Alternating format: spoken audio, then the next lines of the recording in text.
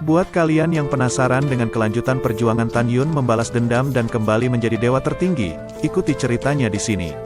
Like dan subscribe untuk membesarkan channel ini.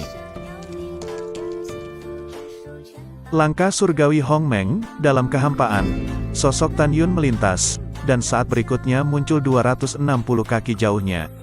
Sebelum aku dipromosikan ke ranah jiwa janin tingkat 8, pada saat yang sama, aku dapat melintasi kekosongan 200 kaki, tetapi sekarang menjadi 260 kaki. Ya, kecepatannya telah meningkat lebih dari 30%. Tan Yun tersenyum puas dan melambai. Pedang terbang di belakang berubah menjadi aliran cahaya di kakinya. Kemudian pedang kekaisaran terbang ke Gunung Changling 10.000 mil jauhnya. Dengan peningkatan ranah Tan Yun, kecepatan terbangnya meningkat dari 120.000 li per hari menjadi 150.000 li per hari. Dalam perjalanan ke Gunung Changling Xian, Tan Yun secara khusus melintasi lautan awan. Karena kecepatannya yang cepat, lautan awan sepertinya terbelah oleh pedang tajam. Pada saat yang sama, Tan Yun melepaskan kesadaran roh yang sebanding dengan kekuatan ranah pemurnian jiwa, menyelimuti lautan awan dalam radius 380 mil. Dia penuh kewaspadaan untuk melihat apakah ada orang yang mengikutinya. Aku memiliki lebih banyak musuh. Aku harus waspada terhadap mereka. Alasan mengapa Tan Yun melintasi lautan awan adalah untuk mencegah seseorang menggunakan tembus pandang atau melacak dirinya sendiri melalui rune tembus pandang. Dia dengan hati-hati mengamati aliran dan perubahan setiap awan putih. Sepertinya aku khawatir, ucap Tan Yun menghela napas lega. Tiba-tiba, dengan alis yang rapat dan hati yang dingin bergumam. Seseorang, kecepatannya sangat cepat. Tan Yun menemukan melalui kesadaran spiritualnya bahwa jelas tidak ada seorang pun di lautan awan 380 mil di belakangnya, tetapi lautan awan dengan cepat melengkung ke samping. Dari bentangan sempit lautan awan, Tan Yun menyimpulkan bahwa musuh yang tidak terlihat ini tidak menggunakan perahu roh, tetapi pedang terbang. 380 li, 360 li, 300 li, Tan Yun tidak menoleh. Saat terbang dengan tenang, dia memeriksa kecepatan orang yang masuk melalui kesadaran spiritualnya. Dengan wawasan Tan Yun, dia menilai kecepatan terbang orang itu. Setidaknya dia berada di alam pemurnian jiwa tingkat 5. Apakah kau Pang Si Yuan atau Lu Wu? Hari ini aku membuatmu menderita jika kau tidak mati. Pikir Tan Yun diam-diam, masih terlihat nyaman. Aktifkan rune tembus pandang. Jiang Xia, yang terbang dengan pedang di kakinya, telah mengunci Tan Yun dengan kesadaran spiritualnya yang kuat. Saat ini, hatinya sangat bersemangat. Dia mengintip konflik antara Tan Yun dan penatua ketiga Pang Su Yuan. Menurutnya, ketika Tan Yun mati hari ini, maka hampir semua orang akan percaya bahwa itu adalah ulah Pang Si Yuan. 8 li, 5 li, 3 li, 500 kaki, ketika Tan Yun, yang terbang dengan pedangnya, diam-diam menghitung di sini, tiba-tiba, tenda pisau merah menyala meledak di lautan awan 300 kaki di belakangnya. Di tempat di mana tenda pisau menyala, retakan ruang gelap yang pekat tiba-tiba muncul di lautan awan, seolah-olah kehampaan akan runtuh. Orang tua, aku sudah menunggumu untuk waktu yang lama. Pada saat yang sama Tan Yun melambaikan tangan kanannya, dan rune harta karun kelas menengah, jimat 9 surga yang bergemuruh, terbang keluar dari cincin penyimpanannya dalam sekejap. Tan Yun mengeluarkan teriakan dingin, dan kekuatan roh melesat ke dalam rune itu yang menggelegar. Pada saat itu, di bawah kendali kesadaran roh Tan Yun, rune harta itu langsung diaktifkan. Tiba-tiba, 9 saluran tampak seperti suara gemuruh yang mengguncang awan, yang berasal dari rune 9 awan yang bergemuruh. Segera, 9 awan rune yang bergemuruh menyerang pedang terbang yang menghilang dari udara tipis, dan berubah menjadi 9 saluran kekuatan guntur yang luar biasa. Masing-masing tebalnya sekitar 10 kaki dan panjangnya 200 kaki. 9 kekuatan guntur terjalin dengan celah ruang yang mengejutkan, dan dengan keras membombardir pedang terbang itu. Suara keras mengguncang kehampaan ratusan mil di sekitarnya. Tiba-tiba, di lautan awan yang berjatuhan, pedang sepanjang 200 kaki itu patah dalam sekejap, dan menghilang dengan 9 kekuatan guntur yang menyambarnya. Di bawah kekuatan sisa yang ganas, lautan awan dalam radius 50 mil terkoyak. Bajingan kecil, bagaimana kau menemukanku, ucap Jiang Xia. Di lautan awan yang kosong, suara tua yang luar biasa terdengar. Tan Yun mendengarkan suara itu, bukan Pang Siyuan, tapi siapa itu? Saat ini Jiang Xia sedang menyamar dengan bentuk lain. Pupil Tan Yun menyempit, dan aliran darah keluar dari lautan awan kosong 200 di depannya. Bajingan kecil, kita lihat saja jika kau beruntung hari ini. Meskipun Tan Yun hanya mendengar suaranya dan tidak melihatnya, dia menemukan bahwa darah yang mengalir dari 200 tempat dengan cepat melarikan diri ke kejauhan. Pada saat yang sama, potongan-potongan bilah yang patah jatuh ke lautan awan. Jelas, rune guntur yang menggelegar menghancurkan pedang terbang Jiang Xia dan memukulnya dengan keras. Dia tidak sabar untuk melarikan diri. Apa? Tunggu dan lihat, orang tua, kau ingin pergi. Tan Yun bergegas mengejar. Karena kau sudah di sini, jangan pernah berpikir bisa pergi lagi. Serahkan hidupmu padaku. Tan Yun kembali mengaktifkan rune gunturnya, yang sebanding dengan kekuatan guntur dari ranah alam pemurnian jiwa tingkat 6 yang dilepaskan dengan seluruh kekuatan penuh, melesat keluar dari cincin penyimpanan Tan Yun. Dengan semburan guntur sejauh ratusan mil, itu menembak dan melesat cepat melalui udara di depannya. Dalam tembakan cepat itu, tiba-tiba berubah menjadi 18 kekuatan guntur dengan panjang 200 kaki. 9 bersatu, seperti dua naga guntur yang bergerak melintasi lautan awan. Tidak, teriakan Jiang Xia tiba-tiba terdengar. Tan Yun memalingkan muka, dan melihat saat ketika serangan guntur yang pertama menyambar targetnya. Kabut darah memenuhi udara, dan sesosok manusia dengan lengan kanan yang hilang dan berlumuran darah keluar. Tan Yun, jangan bunuh aku, ucap Jiang Xia memandang Tan Yun dengan putus asa dan berteriak. Aku punya rahasia besar yang perlu kau tahu, ternyata kau anjing dari Luwu. Tan Yun berkata dengan emosi, bawa rahasiamu ke neraka. Matilah kau. Pada saat ini, sambaran guntur yang kedua diaktifkan dan menelan Jiang Xia dan membuat alam sekitar bergetar. Ketika alam sekitar kembali tenang, hanya ada gumpalan darah di lautan awan, tersebar dalam kabut darah. Tulang Jiang Xia hilang, dan tidak ada sisa daging yang tersisa. 3 rune guntur seperti 3 serangan combo dari praktisi di ranah pemurnian jiwa tingkat 6 yang sanggup membunuh praktisi di ranah pemurnian jiwa tingkat 5. Terdapat barang berharga berserakan di udara, beberapa batu roh, botol pil dan pedang.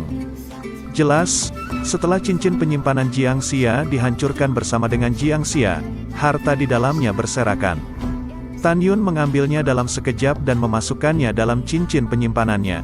Tidak banyak batu roh, ada 100 batu roh kelas atas dan 230.000 batu roh kelas atas. Beberapa pedang panjang hanyalah alat roh kelas atas dengan atribut api. Diperkirakan Jiang Xia menggunakannya di tahun-tahun awalnya. Tan Yun melihat pil itu dan tidak bisa menggunakannya sama sekali. Luwu, kau benar-benar sialan. Jika kau jatuh ke tanganku, kau akan mati.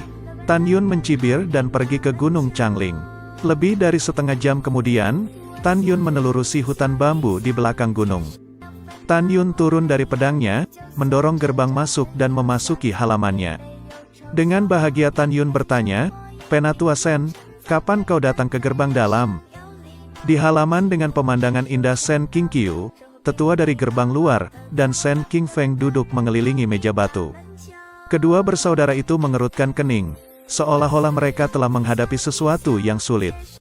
Tiba-tiba, suara yang familiar datang. Sen King Qiu tiba-tiba melihat ke belakang.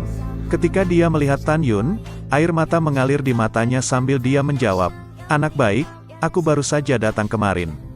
Sen King Qiu bangkit dan gemetar di depan Tan Yun. Dia memeluk Tan Yun di tangannya. Air mata membasahi bahu Tan Yun dan dia menangis bahagia. "Anak baik, kakak menceritakan semua yang terjadi di gerbang dalam. Kau tidak mengecewakanku dan tidak mengecewakan Nona." Tan Yun menepuk punggung Sen King Qiu. Ujung hidungnya asam. "Kakek Sen, jangan menangis." "Aku tidak menangis. Aku hanya bahagia," ucap Sen King Qiu melonggarkan pelukakannya pada Tan Yun. Menyeka air mata dari sudut matanya, dan matanya menunjukkan kerinduan. "Bagaimana kabar cucuku sekarang?" Cucu yang dimaksud adalah Mu Menyi. Pada awalnya, ketika Mu Menyi dibesarkan, dia mengenali Sen King Qiu sebagai kakeknya. Dapat dikatakan bahwa tanpa Sen King Qiu, tidak akan ada Mu Menyi hari ini. Lebih dari 10 tahun yang lalu, keluargamu Menyi hancur dan orang-orang melarikan diri. Setelah dinasti suci Mufeng dihancurkan, dia menghabiskan 5 tahun melarikan diri dan datang ke dinasti suci Huangfu. Dia pergi ke gerbang gunung Shengzong di Huangfu dan berlutut di depan gerbang gunung selama sebulan penuh. Akhirnya, Shen Qingqiu bertemu dengannya saat dia keluar. Kakek Shen, lebih dari 4 bulan yang lalu, Zian memberitahu aku bahwa Menyi sedang melakukan retreat. Diperkirakan tidak akan meninggalkan tempat pelatihan sampai 1,5 tahun kemudian. Tan Yun berkata dengan jujur. Shen Qingqiu mengangguk dan berkata, "Bocah bau, cucu perempuanku aku serahkan padamu, kau harus menjaganya dan tidak boleh mengecewakannya." Kakek Shen, percayalah padaku. Tan Yun berkata sambil tersenyum. Kau masih bocah. Bagaimana aku bisa yakin? Siapa yang tahu jika kau akan menggoda yang lain di luar sana? Ucap Shen Qingqiu menatap Tan Yun. Apakah aku orang seperti itu? Ucap Tan Yun menyeringai, melewati Shen Qingqiu, membuang senyumnya, berhenti di depan Shen Qingfeng dan bertanya, "Shen tua, aku punya sesuatu untuk ditanyakan padamu." Shen Qingfeng berkata sambil tersenyum, "Kau memanggil kakak keduaku kakek, tetapi kau memanggilku seperti ini. Bukankah itu kurang bagus?" Tan Yun tercengang dan berkata dengan getir, "Karena murid ini ingin menikahi cucu perempuan kakek Shen, itu benar bagi murid ini untuk memanggil Shen Qingqiu kakek Shen. Jadi kau bawalah cucu perempuanmu untuk aku nikahi, dan aku akan memanggilmu kakek di masa depan," ucap Tan Yun sambil tersenyum. "Oh jadi begitu, jangan menyesal kau nanti," ucap Shen Qingfeng tersenyum dan kemudian berkata, "Ayo, apa yang ingin kau katakan tadi barusan?" "Shen tua, apakah Luwu memiliki latar belakang khusus?" Tan Yun ingin membunuh Luwu. Hal ini diperlukan untuk mencari tahu latar belakangnya. "Ya," Shen Qingfeng membuang senyumnya dan menyebut Luwu. Matanya penuh dengan niat membunuh. "Bocah bau, ayah Luwu, adalah tetua keempat dari divisi pil gerbang abadi. Latar belakangnya sangat dalam. Latar belakangnya di gerbang abadi juga sangat dalam." Tan Yun mengerutkan kening dan berpikir, sepertinya jika aku ingin membunuhnya, kau harus berkonspirasi dengan baik, jika tidak, akan sulit untuk menundukkan ayahnya. Shen Qingfeng memandang Tan Yun dan bertanya, "Apakah kau pernah menemukan sesuatu tentang Luwu?" "Ya." Tan Yun mengangguk berat dan berkata dengan jujur, "Shen tua, kau dan kakek Shen adalah orang-orang yang dapat kupercaya. Aku tidak akan menyembunyikan beberapa hal. Duan Zhen bawahan Luwu ingin membunuhku, tapi aku membunuhnya." Sebelum suara Tan Yun jatuh, Shen Qingfeng terkejut. "Tunggu, apa yang kau bicarakan? Duan Zhen dibunuh olehmu. Dia adalah praktisi ranah pemurnian jiwa. Bagaimana kau membunuhnya?" tanya Shen Qingfeng. "Aku juga menghabiskan banyak batu roh dan membeli jimat harta untuk membunuhnya." Tan Yun berkata dan itu mengejutkan ke Shen Qingfeng. "Lebih dari setengah jam yang lalu, Luwu seharusnya juga mengatur Jiang Xia untuk membunuhku. Aku menggunakan jimat harta untuk membunuhnya." "Apa?" Shen Qingfeng lebih terkejut lagi. "Apa kau sedang bercanda?" "Tidak, aku tidak bercanda." Tan Yun mengerutkan kening dan berkata, "Aku hanya khawatir Luwu tidak akan menyerah." Shen Qingfeng mengangkat alis dan garisnya. Setelah keheningan yang lama, dia berkata, "Tan Yun, sebenarnya Nona juga ingin menyingkirkan Luwu. Nona telah mengetahui bahwa rumput giok kebangkitan kembali telah diracuni oleh Li Zikun yang dikirim oleh Luwu." Tentu saja Tan Yun tahu tentang itu. Dia pura-pura tidak tahu dan berbisik, "Shen tua, kenapa kita tidak bekerja sama untuk menyingkirkan Luwu?" "Tidak, sama sekali tidak," ucap Shen Qingfeng dengan cepat melambaikan tangannya. "Tan Yun, Nona telah dipromosikan menjadi alkemis luar biasa tingkat rendah. Jika bukan karena menghidupkan kembali divisi pil gerbang dalam, dia akan menjadi penatua dari divisi pil gerbang abadi. Sekarang, Nona sedang kewalahan dalam memurnikan pil kebangkitan jiwa.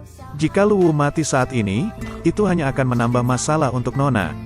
Itu pasti akan berpengaruh kepada promosinya sebagai penatua di gerbang abadi." Mendengar itu, Tan Yun secara alami sekarang tidak akan berurusan dengan Luwu dengan gegabah. Lagi pula, dia tidak ingin memberi dampak buruk bagi masa depan Shen Subing. Tan Yun masih bingung. "Shen tua, ayah Luwu, hanyalah penatua keempat dari divisi pil gerbang abadi. Bahkan jika Luwu meninggal di gerbang dalam ayahnya tidak cukup memiliki pengaruh kan?"